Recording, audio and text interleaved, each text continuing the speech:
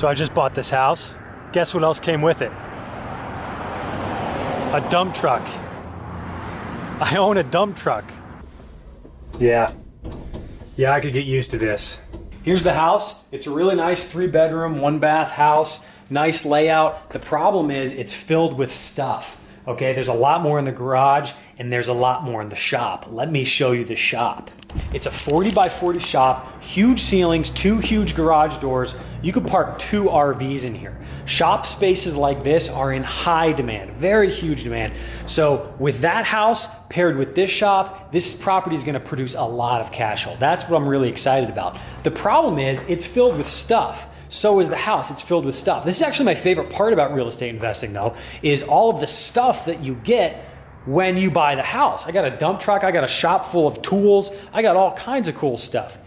But how are you gonna get rid of it? Well, there's a few ways that you can get rid of this stuff. One, I can simply hire a crew to come in, maybe to load up that dump truck, bring in a dumpster to trash all this stuff. The problem is that's gonna cost me money. I don't wanna do that. Secondly, I could post this stuff on Craigslist. I could have a yard sale.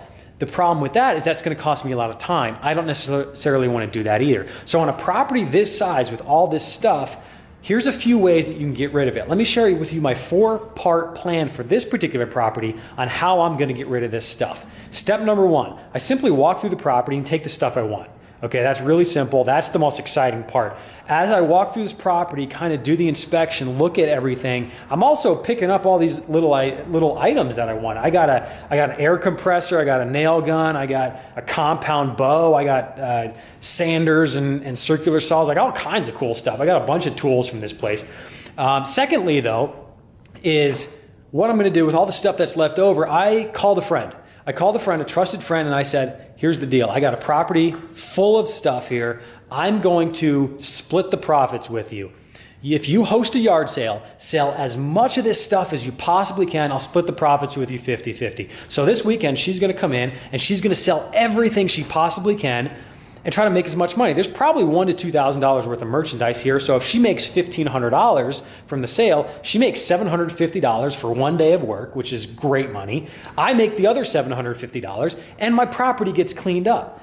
What's left over from that, I might call like Salvation Army or Goodwill or one of those charity places that comes. They do free pickup from donation items. So they'll pick up the rest of the stuff that might be left over from the yard sale.